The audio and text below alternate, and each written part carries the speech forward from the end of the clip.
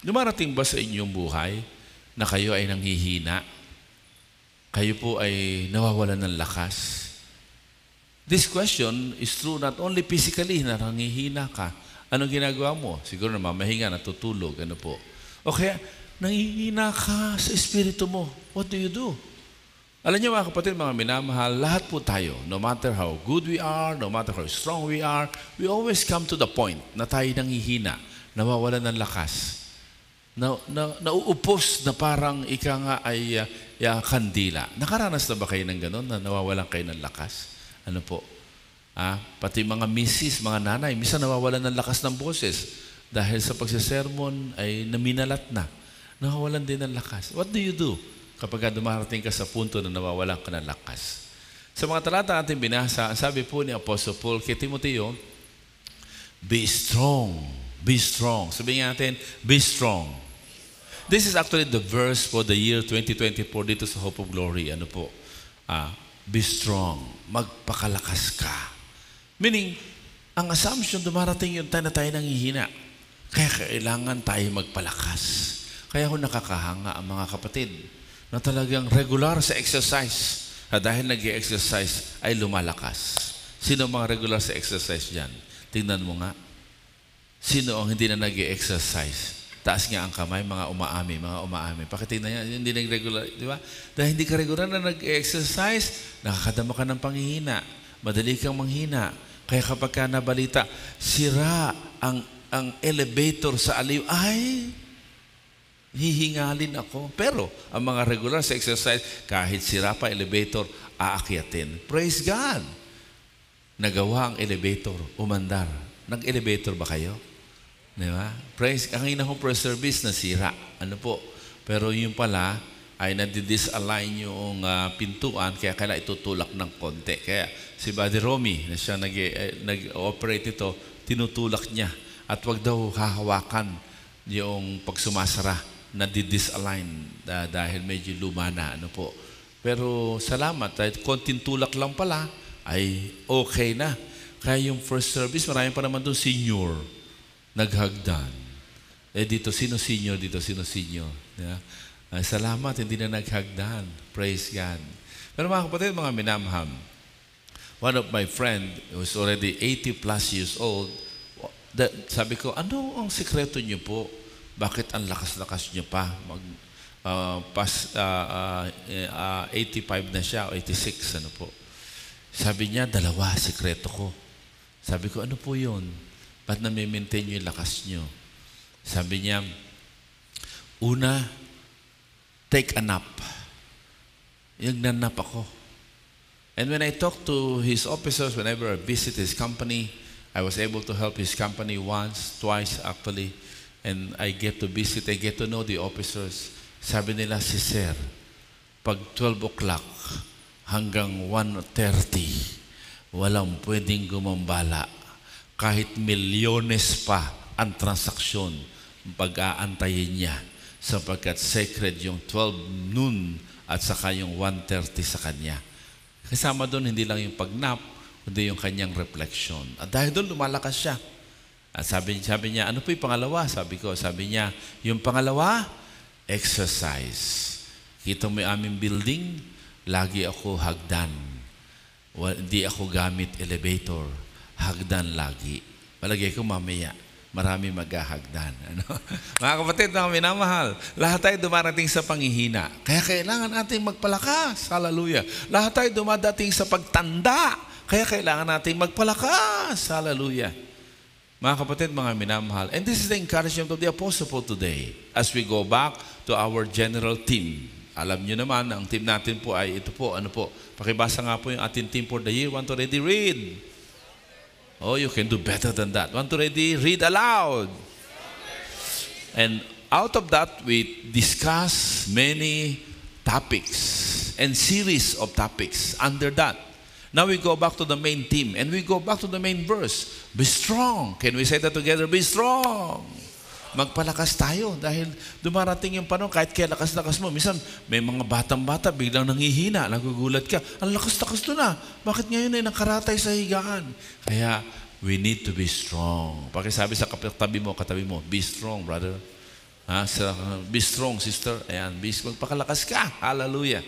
At sa mga talantang ito, si Apostle Paul ay nagbibigay sa atin ng mga sikreto upang tayo maging malakas. Hallelujah. Are you ready?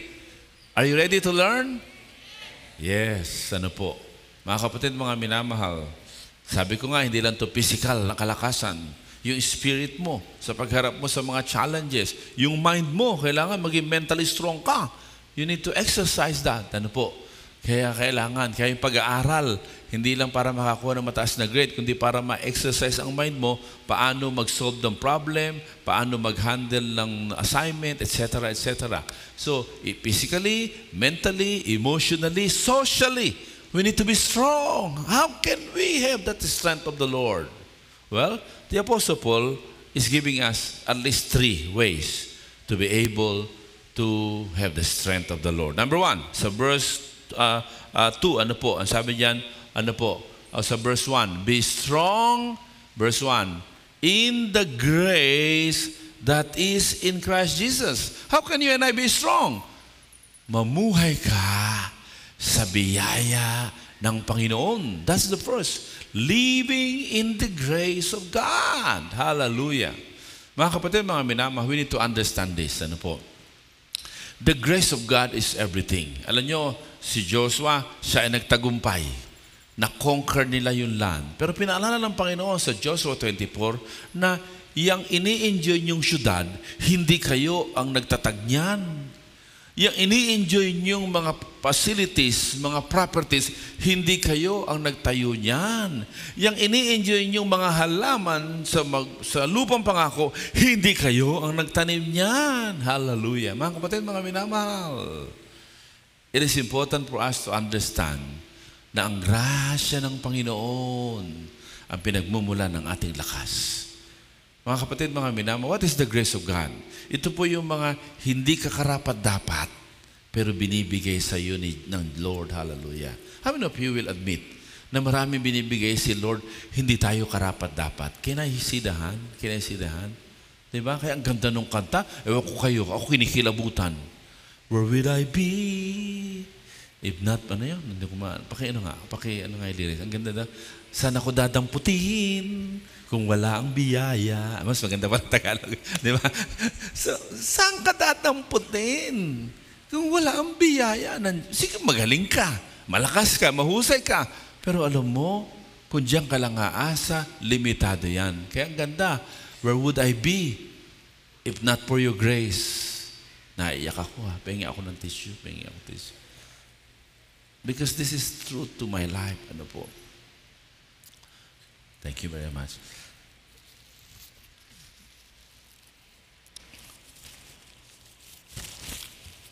Everything that I am enjoying, whenever I look back, I can never brag that it's because of I did this, I did that. It's all God's grace. Hindi ako karapat-dapat, pero binigyan ako ng ganitong tagumpay ng Panginoon.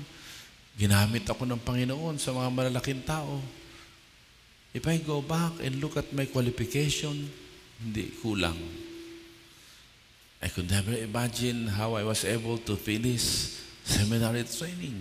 I had no money. I was struggling in theology when I was starting in the seminary. Para akong tanga habang nagdi-discuss ng mga theological guardians, I could not respond. I wanted to quit in the seminary, but I just cling on the grace. Nung graduate ako, sabi nila, isa raw ako sa pinagmamalaki ng seminaryo namin. Lalo ako nanliliit kasi I knew for a fact that I never deserved anything that God allows me to enjoy. Mga kapatid, mga minamahal, you and I can have the strength of the Lord if only we would learn to live in His grace. Na maraming panahon sa buhay mo, hindi mo na kaya, wala ka nang magagawa, wala na, hindi mo na alam kung ano, ano ang mangyayari. Pero doon bubuhos ang biyaya ng Panginoon. Sabi mo, Panginoon, hindi ko na alam ang gagawin. Bahala ka na po. Doon gagawa ang Panginoon. Doon mo mararanasan ang higit na biyaya na hindi mo makayang kamitin sa galing, sa husay, sa connection mo. Mga kapatid, mga minamahal, until now, some people are asking me, how are you able to minister to big names? And until now, how are you able to continue to minister to them? I would always tell them, I don't know. It's all because of the grace of God. Kaya mga kapatid, kung tayo dumarating sa punto na pagod ka na, hirap ka na, praise God. Kasi nagkakaroon ng malaking pintuan ang grasya ng Panginoon dahil tatawag ka sa Kanya. Hindi ka na magmamalaki sa galing at husay mo. Sa John chapter 1, verse 1, sabi doon, si Jesus ang Word at siya yun, Diyos. Verse 14, siya nagkatawang tao. Verse 15, verse 16, ano po? Tingnan natin verse 16. Ganda ng verse 16, ano po? Out of His fullness, we have all received, pakibasa po, grace in place of, ulitin niyo po, grace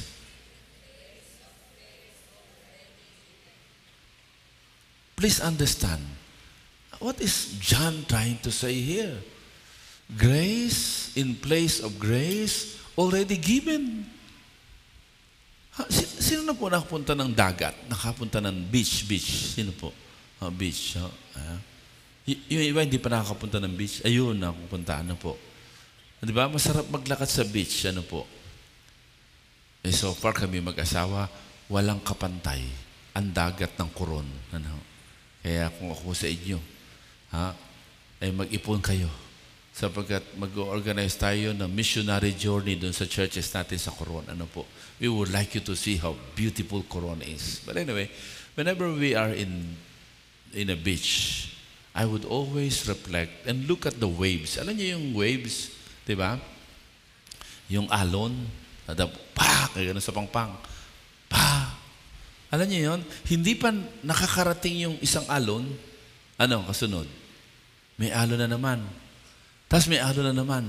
May alon na naman. Yun po ang ilustrasyon nito.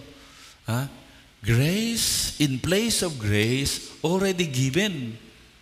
Tuloy-tuloy ang biyaya ng Panginoon. Kaya sabi ni Apostle Paul, in my weakness, I am strong. Because in areas where you are weak, that's where you have no other option but to call upon the Lord and say, Lord, I need your grace. I humble myself sa kayabangan ko, hindi sa galing ko at husay at connection ko. Mga kapatid, if you really want to be strengthened by the Lord, learn to live in the grace of God. That's what actually happened to Saul. Si Saul ay yabang. Matalino siya. Siya ay respected. At siya ay kinikilala. And he delivers whenever he promised na arrestuhin at mag-induce pa ng pagpatay ng mga Christian. And he delivers. That's why he was loved by the Sanhedrin. Pero nang matagpuan niya ang biyaya ng Panginoon, nakita niya na siya napakaliit lang. At hindi niya pwedeng magmayabang. Kaya sabi niya, tinutuling kong suka lamang ang lahat ng naakamit ko sapagkat ang lahat ay biyaya ng Panginoon. Kaya pati kaligtasan natin, biyaya. Ephesians 2:8 and 9. For by grace you have been saved. It is not of yourself, it is a gift of God so that no one can boast. Hallelujah. Mga kapatid, mga minamahal, we thank God sapagkat the way to enjoy the strength of the Lord is to learn to live in the grace of God. Meaning, you will never stop expecting that grace will come upon grace after grace, grace after grace. Kaya kapag ka ikaw ay nakakinakapos na, nasusukdulan na, begin to praise God because the grace of God will overflow in your life. Do you believe this? Do you believe this? Mga kapatid, mga minamahal, most of the time we are put in a situation where we cannot do anything but to cling on the Lord. That's where His strength will come. Pangalawa, ang sabi po sa verse 2 pa rin, ano po? Sabi diyan, entrust to reliable men who will be able to also to, ano po diyan? Sa verse 2 po, sabi diyan, the things you have heard me say in the presence of many witnesses. In the presence of many witnesses. Meaning, si Apostle po, sinasabi niya, Timothy, you have seen how you and I live in a community. Meaning, we are not only to live in grace, but we are to live within a community. Hallelujah. Sabi ng Apostle Paul, Timothy, you and I will succeed if we will never forget to live in a community in the presence of many witnesses. Mga kapatid, mga minamahal, do not try to live alone. Do not isolate yourself. You are a social being. Noong pong pandemya, nakalulungkot, sapagkat overacting ang administrasyon ni Pangulong Duterte. Tayo ang pinakamahabang unnecessary lockdown. Ano po? Tayo ang may mga walang kabuluhang programa kagaya ng face shield na hindi naman pala scientifically proven. Ninegosyo lang tayo. Pero yung mapakahabang unnecessary lockdown, dahil doon, na-isolate. Kaya lumutang ang maraming mental and emotional sicknesses ng maraming Pilipino. Why? Because we were isolated. We were created as a social being. Ano po? Pinagtawanan tayo ng buong mundo. Bakit tayo may face shield? Bakit nagmumotor ay mayroong pangharang? Ano po? We were laughed at. But what I would like you to see, ladies and gentlemen, is the fact that it was never considered that we are social being and we need. Ultimo yung probinsya na wala namang proven na COVID, ano po, pinagbawalang lumabas. Kaya nagkaroon ng mental and social problem. And until now, we are nagsasuffer po sa consequences na yan.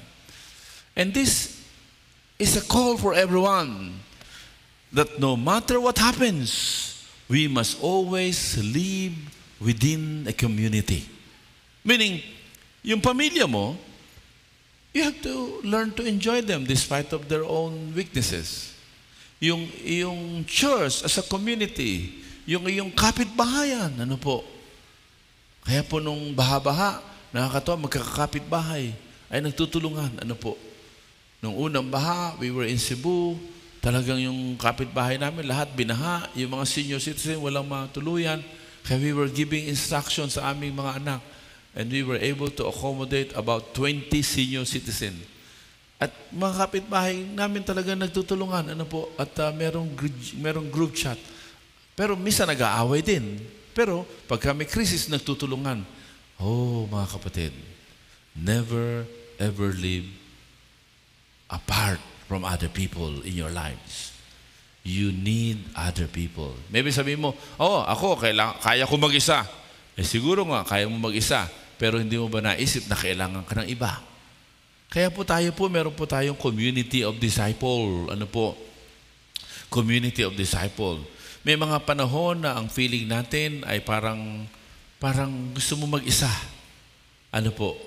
Alam nyo, that should be temporary. That should be very short time.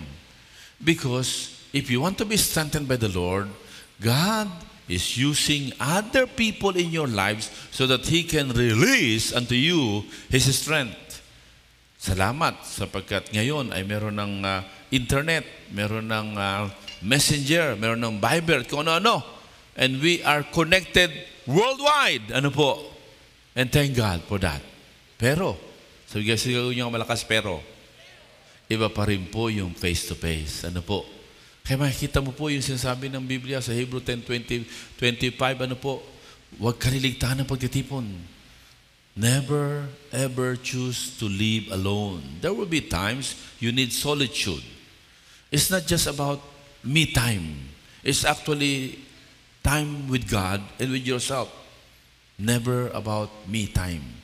It's about you and God alone. That's solitude. And that should be na makakasama, na suitable for Him. Hindi lang po asawa yon. Sapagkat may mga tao na sadyang hindi makakapag-asawa. Ano po? Tignan mo yung katabi mo. Sabi mo, ikaw ba yun? Ano mo? Pero may mga tao po, mga kapatid, na kahit walang asawa, ay napakalakas sa mga pagsubok at problema because he or she has learned to live in a context of community. Kaya minsan natutuwa ako mga senior citizen, nagsasama-sama. Ano po? Di ba? Ako po ay naimbitahan, my former professor sa Law 2 ay heard me speak. Sabi niya, I was mesmerized by your talk. Can you join our group? Nang pumunta ako, puro sila senior citizen. Hindi na ako bumalik. At sabi sa akin, Bishop, ba't hindi ka na bumalik? Hindi ko masabi. Pero ngayon, sabi ko, pwede na. Senior citizen na rin ako eh. Ang sarap pala ng senior citizen, 20% discount. Ano? At ngayon naintindihan ko, bakit yung mga senior nagsasama-sama? Ano po? Eh kung sila naintindihan nila yon, ano po? Eh tayo, kailangan. Kaya tayong mga anak na naglalakihan, kailangan tayo ng mga tumatanda na matatanda natin. Ano po? Importante po ito mga kapatid. Live within a community. At tayo po, sa ating church, once you accept the Lord into your heart, you become part of God's family, and we are encouraging you to become a member of a community of disciples. Kaya po yung ating RDS vision, meron tayo diyang become. One has to, letter B, be born again and be nurtured. Ano po? Letter E, experience breakthrough. Ano po? Yung pong EBB. Ano po? Encounter breakthrough. At pagkaraan po, yung pong commit yourself to a community. Ayan. Community. Babae-babae, lalaki-lalaki. Where there are two elements ng community. Number one, yan ang accountability group. Diyan ka mag-a-account. Ano po? Ayan, diyan ka mag-a-account. I-account po kung nagpe-pray ka ba, nagbabasa ka ba ng Bible, anong bahagi ng buhay mo, ilalapat ang mga Word of God. Yan yung accountability. Pero letter A, yan din yung support group. Pwede kang umiyak, pwede kang magsabi ng problema mo, pwede kang mag-unburden, ano po. Pero hindi lang po support group, accountability group din yan. Na i-account mo yung attitude mo, i-account mo yung prayer life mo. And as we balance these two, you will be stronger and stronger and stronger. Hallelujah. Mga kapatid, mga minamahal, may the Lord speak to us. Even the Lord Jesus Christ, being God Himself who became a man, He developed a community life. And He became part of His community of disciples. Mga kapatid, mga minamahal, may the Lord speak to our hearts. Do not live alone. We thank God for this congregational worship. But we encourage you to journey with other brethren in hope of glory. Because, sabi po ng talata, we can become strong if we live within a community. You are a social being. Kaya sabi ng 1 John chapter 1, verse 3, ano po ang sabi? Ano po?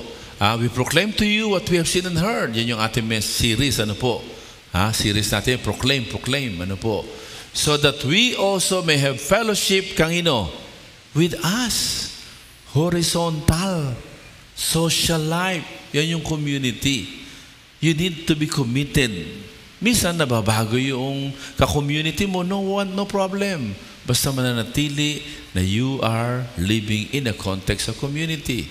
So, fellowship with us And our fellowship is with the Father and His Son, Jesus Christ. So hindi pwedeng, ako'y Christian na, ayos na yon. Ako'y nagwo-worship, ayos na yon. You need to be connected in fellowship with other brethren. At yung fellowship na yon, dalawa elemento. Support group, pwede kang mag-open up. Pag may problema ka, pwede kang humingi ng prayer request. Ano po? Pwede kang humingi ng ika nga ay tenga nila, ipahiram sa iyo para makapagbukas ka. Pero at the same time, accountability group, babantayan ka nila.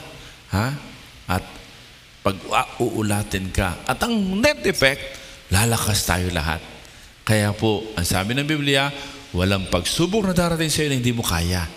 Kalakip nito ay ang daan upang mapagtagumpayan mo ito. Ano yung daan na yun? Isa sa mga daan na yun ay yung support group. Sabi ang sabi sa Galatians chapter 6 verse 2, carry each other's burden. Galatians 6:2. Carry each other's burden. Yan yung support group. Tulungan. Pero sabi rin sa verse 5, huwag niyong bebebihin ang isa't isa. Verse 5, for each one should carry their own load. Huwag yung dahil tinutulungan mo, wala na siyang load. Ikaw na lahat ang kumuha, no? Kailangan nagtutulungan kayo, pero bawat isa responsable sa kanyang load. Ladies and gentlemen, God is ready to pour out upon us His strength. Do you want the strength of the Lord? Can you hear louder? Amen? Live and choose to live within a community. Do not journey alone. Huwag mo sinasarili problema mo. Huwag mo antayin solve na, saka mo i-share. Ang sarap kasi pag nag-share ka, yung bang, ay, dati ganito, ngayon ganito na ako. Eh, yung kasalukuyan na struggle mo. Alam nyo, I admire people who have the courage to open up yung kanilang struggle. Alam nyo, ang sarap mag-share nung natagumpay na, natapos na, nalampasan na. Ang sarap nun eh. Kaya sabi ng iba, sana maranasan ko rin yung ganon. Ngayon pa lang, na hindi mo naranasan yung tagumpay, wala ka pa dun sa breakthrough, subukan mong i-share na yung struggle mo. And you will see how God will strengthen you and you shall overcome. Can I hear louder? Amen? Because the grace of God is more than enough. Because God provided you with people around you to journey with. Pangatlo at panghuli, you and I must look at these verses. Verses 3, 4, 5, 6. Ano yan? Binanggit dyan yung soldier. Binanggit dyan yung farmer. Binanggit dyan yung athlete. At ang simula, join me in suffering like a good soldier, like a farmer, like a good athlete. Mga kapatid, mga minamahal, maraming katangian yung soldier, yung athlete, yung farmer that we can talk about. But we have limited time. But how can you and I enjoy the strength of the Lord, secure the strength from the Lord? Well, we need to learn for these three. Because of limited time, let me propose just one common characteristic of these three. The soldier, the farmers, and the athlete are all people, they are people who have learned to live beyond themselves. The soldier has learned to live beyond himself. The farmer has learned to live beyond himself. Hindi siya naglilitanya yung hirap magbinhi, hirap magbungkal, hirap ng ano. Wala. Pag nagtanim siya, hindi niya alam kung mamumunga, hindi rin niya alam kung may darating na bagyo. But he has learned to live beyond himself. Yung pong athlete, ano po? Yung athlete, siya po talagang ipahihirapan niya yung sarili niya, i-deprive niya yung sarili niya ng maraming bagay para siya maging mahusay na athlete. Ladies and gentlemen, a lot of people are weak because they are living for themselves. Ladies and gentlemen, if you want the strength of the Lord, you and I must learn to live beyond ourselves. That life is more than you. Life is more than me. Kaya ang sabi ng Panginoon, ano po, sa talatang ito, sa verse 2, sa bandang huli, The things which you have heard from me in the presence of many witnesses, this entrust to faithful men. This is the mission. We need to learn to live for the mission that God has given us. Na sa kabila ng problema ang dinadaanan mo, sa kabila ng suliranin dinadaanan mo, you continue to share, you continue to proclaim. This has been our series in the past Sundays. Continue to learn. Kaya kahapon we thank God. Ano po, more than 200 people came and we reviewed to them the 1-minute witness at sila po ay lumabas, ano po, nagkaroon po na kami ng practicum, ano po, at talagang dito sa bawat level ng mall at sa labas, thank God, ano po, yung pong sinasabi na nagkaroon ng kagalakan sa syudad ay nangyari. Bakit? Sapagkat ang mga tao, sa kanilang pagkukwento, wala na silang pag-asa, wala na silang nakikita magandang bagay. Ngayon, nang matanggap nila ang Panginoong Jesus, sabi nila, nagkaroon ng pag-asa ang aming buhay. Kapatid, kaibigan, you are sometimes so focused on your problem. Kaya lalo lumalaki. You allow yourself na ma-overwhelm by your sickness. Kaya ang bigat ng iyong sickness. You are sometimes, consumed by the challenges that you're facing. Lahat tayo nagkakaproblema, lahat tayo nagkakaroon ng challenge, lahat tayo nagkakaroon ng saramdaman, But we do not allow this to consume us because you and I are living beyond ourselves. We are living with a mission. Hallelujah. And because of the mission, ang sabi ng Matthew 6:33, idadagdag na lang ng Panginoon sa buhay mo ang lahat ng iyong mga pangangailangan. Matthew 6:33, seek ye first the kingdom of God, and all of these things shall be added unto you. Hallelujah. Mga kapatid, mga minamahal, may the Lord speak to our hearts. Do you want the strength from the Lord? Learn to live beyond yourself. When I was discussing this sermon with our pastors, si Pastor TJ, sabi niya, oo nga, yung ating passage yesterday, nakikita niyo po yung pagpasok ninyo dito, binibigyan kayo ng pamukaw o update, at nariyan po yung introduction, and yung topic po today, tapos introduction review of the sermon yesterday, tapos nasa likod naman yung sermon notes para pwede kayo magsulat ng mga itinuturo ng Panginoon sa inyo. At dala-dala nyo ito sa inyong midweek service, pwedeng dala-dala nyo ito at pwedeng tuloy-tuloy na i-share. Ano po?